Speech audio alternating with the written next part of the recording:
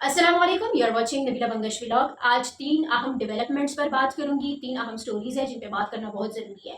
सबसे पहली स्टोरी ये है कि मौजूदा हुकूमत ने एक बार फिर हमेशा की तरह खान साहब का एक और मंसूबा बंद कर दिया। ये बग़्ज़ इमरान कहें इसको या कुछ और कहें, अब कौन सा मंसूबा है ये भी मैं आगे जाके वीडियो में आपसे तफसील से शेयर करूंगी। दूसरी अहम खबर ये है कि स्टेट बैंक ऑफ पाकिस्तान ने 11.5% शरह सूद बरकरार रखा है। मतलब इसमें कोई कमी आपको नजर नहीं आने वाली, कोई कमी नहीं हो रही इसमें। तीसरी अहम खबर ये है आज़ाद कश्मीर के हवाले से, जहाँ पे इलेक्शंस हुए और मीरपुर के लिए जिस तरह हमने अभी मौजूदा हालात में बिलावल जरदारी साहब का बयान देखा, मरीम नवाज साहिबा का देखा, और साथ में नवाज शरीफ साहब ने तो यहाँ तक कह दिया कि इस बार मेरा दिली ख्वाहिश है कि मैं आज़ाद कश्मीर का जो है वो वज़ीर आज़म बनूँ। तो वहाँ पे पोलिंग के हवाले से क्या सूरत हाल रही उस पर भी बात करेंगे। तो सबसे पहले बात शुरू करते हैं। 2019 में एक मंसूबा खान साहब के दौरे हुकूमत में सामने आया जिसका नाम था एहसास लंगर खाना प्रोग्राम। ठीक है, आप सब जानते हैं इस प्रोग्राम को शुरू करने का मकसद ही ये था कि लंगर खाने बनाए जाएं, जिसका आगाज़ इस्लामाबाद से किया गया। इसका सिर्फ मकसद ये था उस वक्त की हुकूमत का, यानी खान साहब का मिशन ये था, पाकिस्तान तहरीक इंसाफ का, कि एक आम आदमी या एक ऐसा गरीब इंसान जो एक वक्त की रोटी कमा सकता है, दूसरी वक्त की रोटी के लिए उसके पास पैसे नहीं होते, तो ऐसे लोगों के लिए, यानी जिसमें मजदूर तबका जो है वो बड़े पैमाने पर आता है, मजदूर तबके के लिए इस्लामाबाद में लंगर खाने का आगाज़ किया गया। तो अगर उस वक्त की मौजूदा रिपोर्ट्स की अगर मैं बात करूँ, जो मीडिया रिपोर्ट्स थी या फिर हमने जाके जो ग्राउंड रियलिटी देखी है, वो यही देखी है कि उस वक्त मजदूर इसको खैर मकदम कर रहे थे। वो मजदूर जो सुबह कमाने के लिए निकलते हैं लेकिन दिन को खाने के लिए उसके पास कुछ भी नहीं है, तो वो इस लंगर खाने से मुस्तफीद हो रहा था। वो इस लंगर खाने से खाना आसानी से खा सकता था, बगैर किसी टेंशन के, बगैर किसी पैसों के। उसको ये मुश्किल नहीं थी, उसको ये टेंशन नहीं थी कि मेरे पास अब पैसे नहीं है तो मैं एक वक्त की या दिन की जो भूख और प्यास है वो कहाँ से उसका बंदोबस्त करूँ या इंतजाम करूँ। तो ये 2019 में खान साहब की हुकूमत ने एक इनिशिएटिव लिया जिसको आवाम की तरफ से जो है वो खराज तहसीन पेश किया गया। अब एक और उसकी तरफ आते हैं, मंसूबे की तरफ, जो इमरान खान के दौर में शुरू हुआ।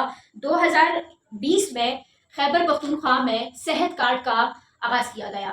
इस मंसूबे का मकसद भी यही था, ख़ास तौर पे उन मरीजों के लिए, उन फैमिलीज़ के लिए जो कैंसर जैसे जानलेवा बीमारी, और जिसकी अद्वियात इतनी महंगी होती है कि लोगों को, अगर एक गरीब इंसान को एक बीमारी हो जाए तो उसको घर तक बेचना पड़ता है, उसको घर में जो रखा गया सामान है वो बेचना पड़ता है। अगर वो उसके पास पैसे नहीं है तो फिर यही हो सकता है कि कैंसर अगर आपको है तो फिर आप मौत को गले लगा ले। लेकिन खान साहब के इस सेहत कार्ड में जब ये कार्ड दिया गया तो ऐसे मरीजों के लिए आसानी पैदा हुई। अगर इस बात की ग्राउंड रियलिटी की बात की जाए तो यही है कि मेरे खानदान में कुछ ऐसे अफराद हैं, मैंने दोस्तों के हाथ देखा, मैंने कुलीग्स के हाथ देखा कि इस कार्ड से मुस्तफ़ीद हो रहे हैं। तो इस कार्ड से हर तरह का तबका जो है वो मुस्तफ़ीद हुआ। खास तौर पे गरीब आवाम ने से जो है ना वो भरपूर अंदाज में फ़ायदा उठाया, अगर हम ये कहें।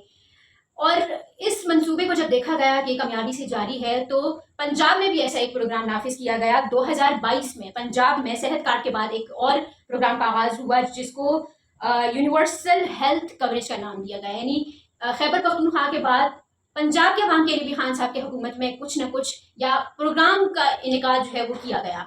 अब इस सब को देखते हुए उसके बाद जो रजीम चेंज आया, उसके बाद जो पीडीएम की गवर्नमेंट बनी, या फिर शहबाज शरीफ जब वज़ीर आज़म पाकिस्तान मुंतखब हुए तो उन्होंने खान साहब के ये 3 बड़े मंसूबे उसी वक्त ही बंद कर दिए।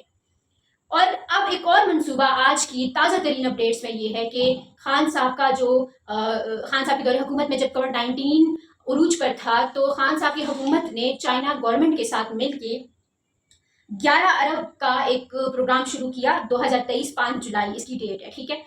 और इस मंसूबे का मकसद भी यही था कि ऐसी आलमी वबा पाकिस्तान में जब भी आएगी, आवाम को इस इंस्टीट्यूट से, जो कि Pakistan China friendship hospital infection treatment centre का नाम दिया गया, तो इसको बनाने का मकसद यही है, या चाइना के साथ इस ताउन के साथ इस मुआहदे को करना मकसद यही था कि ऐसी अगर जब भी आलमी वबा आएगी तो आवाम को जो है ना वो सहूलियात फराहम की जाएगी। मगर आपकी हुकूमत ने इसको भी बंद कर दिया। और इसी तरह यानी यही मंसूबा है, 11 अरब की लागत आएगी, सब कुछ यही होगा, लेकिन इसको नाम क्या दिया गया, गवर्नमेंट ऑफ पाकिस्तान हॉस्पिटल, यानी यही मंसूबा इस नाम से चलेगा। लेकिन खान साहब का वो मंसूबा जो उसमें इंस्ट्रक्शंस थी उनकी, या उनकी जो हदायत पर अमल कराना था, या उस टाइम पे ये मंसूबा जिस तरह आवाम तक पहुंचाना था, उसको बंद किया गया। تو یہ 3-4 ایسے بڑے منصوبے ہیں جو خان صاحب کے دور حکومت میں 2019 سے لے کر 2023 تک ہمیں نظر آتے ہیں، جس کو عوام بھی، جس کو ایون پولیٹیکل پارٹیز دیگر اگینسٹ پارٹیز جو پی ٹی آئی کے خلاف ہے یا پی ٹی آئی گورنمنٹ کے خلاف تھیں، وہ اس کے فیور میں نظر آتی ہیں. بات کرتے ہیں یہ لوگ کہ ہاں صحت کارڈ شروع کیا گیا، احساس پروگرام شروع کیا گیا، لنگر خانہ شروع کیا گیا. اس وقت ابھی بھی عوام سے اگر آپ بات کریں تو خان صاحب کی ان چیزوں کو، ان سٹیپس کو وہ اپریشیٹ کرتے ہیں. یہ نہیں ہے کہ اس پہ تنقید کرتے ہیں کہ خان صاحب نے کیا کیا. ظاہر اتنے کم عرصے میں کوئی بھی کچھ بھی نہیں کر سکتا، لیکن موجودہ حکومت کو شاید بغض عمران میں یہ سب کرنا تھا، اور بغض عمران میں یہ سب کچھ انہوں نے کیا. یہاں پر اب ایک اور اہم خبر کی طرف آپ کو جو ہے نا لے کے چلوں. اسٹیٹ بینک آف پاکستان نے شرح سود 11.5% برقرار رکھنے کا جو ہے وہ اعلان کیا ہے، یعنی سود میں کوئی کمی نہیں ہوگی. اب یہاں پہ سوال ہے، ایک طرف تو گورنمنٹ یہ کہتی ہے کہ مہنگائی میں پہلے سے زیادہ کمی آئی ہے، لوگ جو ہے وہ خوشحال ہے، پاکستان ترقی کے راہوں پر گامزن ہے، لیکن نہ تو ہمیں لوگ خوشحال نظر آ رہے ہیں، نہ ہمیں پاکستان ترقی کے راہوں پر پرواز کرتا ہوا نظر آ رہا ہے. پتہ نہیں کون سی ترقی ہے جو گورنمنٹ ہمیں دکھا رہی ہے، ہمیں تو نظر نہیں آ رہی. اگر نظر آئی ہوتی، مہنگائی کم ہوتی، اور اگر ہم مان بھی لیتے ہیں کہ مہنگائی میں پہلے سے زیادہ کمی ہو رہی ہے، تو مجھے یہ بتائے، میرا ایک بڑا ہی سمپل سا سوال ہے کہ اسٹیٹ بینک آف پاکستان نے سود کی شرح میں کمی کیوں نہیں کی؟ ایک اسلامی ملک میں اتنے بڑے تعداد پہ آپ شرح سود رکھ رہے ہو. اچھا، اس سے مشکلات کیا پیش آئیں گی؟ سرمایہ کاری نہیں ہو سکے گی. لوگوں کے لیے جو چھوٹے کاروبار کرنا چاہتے ہیں ان کے لیے قرض لینا مشکل ہو جائے گا.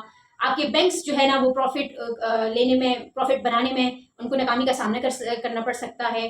اگر آپ کے یہ 3 بڑی چیزیں ہی ملک میں، سرمایہ کاری نہیں آئے گی، لوگ کاروبار نہیں کر سکیں گے، لوگ قرضہ نہیں لے سکیں گے کیونکہ شرح سود بہت ہے، اسی طرح بینک جو ہے وہ اپنا پروفٹ نہیں بنا پائے گا، تو مجھے یہ بتائیے گا کہ پھر پاکستان کس طرح ترقی کے راہوں پر گامزن ہو سکتا ہے؟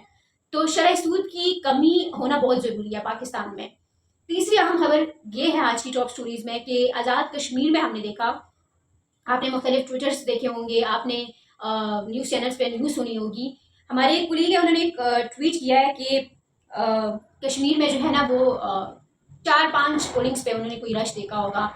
تو سوال یہ، اور انہوں نے جو آگے سے اس کا وہ ایک مطلب ان کی جو بات بڑی اہم ہے، وہ یہ ہے کہ وہ یہ کہہ رہے ہیں کہ لوگ دیر سے اٹھتے ہیں. یعنی آزاد کشمیر میں پولنگ کا جو شرح ہے وہ کم ہے، لوگ کم نکل رہے ہیں، ووٹنگ کم ہو رہی ہے. اس کی وجہ یہ بتا رہے ہیں کہ بھائی لوگ لیٹ اٹھتے ہیں.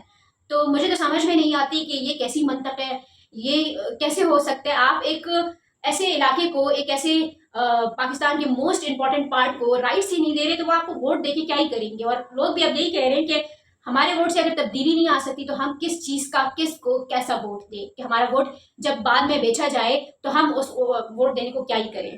اب اگر آزاد کشمیر کی بات کریں، وہاں پر آپ کے پاس لٹریسی ریٹ جو ہے وہ 77.5% ہے. اسی طرح اگر گورنمنٹ اسکولس کی بات کریں، جو عام آدمی کے لیے، عام بچوں کے لیے، عام عوام کے لیے اسکولس بنے ہیں، ان کی تعداد 4500 ہے. یعنی پورے آزاد کشمیر میں اتنی تعداد میں اسکولس موجود ہیں. اسی کے ساتھ اگر ہم یونیورسٹیز کی بات کریں تو مجھے نہیں لگتا آزاد کشمیر میں کوئی بڑی یونیورسٹی ہے جہاں پر اعلیٰ تعلیم جو ہے نا وہ ہمارے اسٹوڈنٹس حاصل کر رہے ہوں. صحت کی بات کریں تو 30 سے زائد یا 30 کے قریب جو ہے وہ ہاسپٹلس ہے. مریم نواز صاحبہ نے وہاں پر الیکشن سے پہلے گرین بس سروس دینے کا اعلان کیا. اسی طرح بلاول زرداری صاحب کے دعوے آپ کے سامنے ہیں.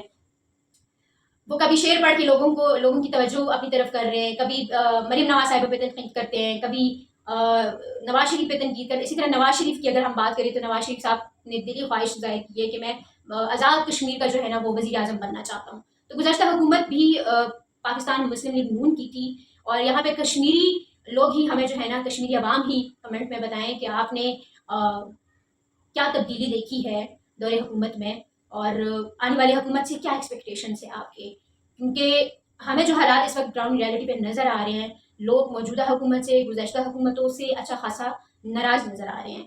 جب آپ اپنی ہی عوام کو اس وقت یاد کریں کہ جب الیکشن ہو رہے ہوں اور آپ جائیں جلسے کریں. علیمہ خان صاحبہ نے بھی جلسہ کیا، بڑی تعداد میں وہاں ان کے جلسے میں لوگ موجود تھے. لیکن اب سوال یہی ہے کہ آزاد کشمیر کے جو مسائل ہیں یا کشمیر کے جو مسائل ہیں ان کو آخر کب کیسے حل کیا جائے گا. تو یہ اہم اپڈیٹس تھی جو میں نے اپنے ولاگ میں آپ کے سامنے رکھی. ان اپڈیٹس پہ، ان خبروں پہ آپ سب کا کیا تبصرہ ہے، کمنٹ ضرور کیجیے. اجازت دیجیے، فی امان اللہ.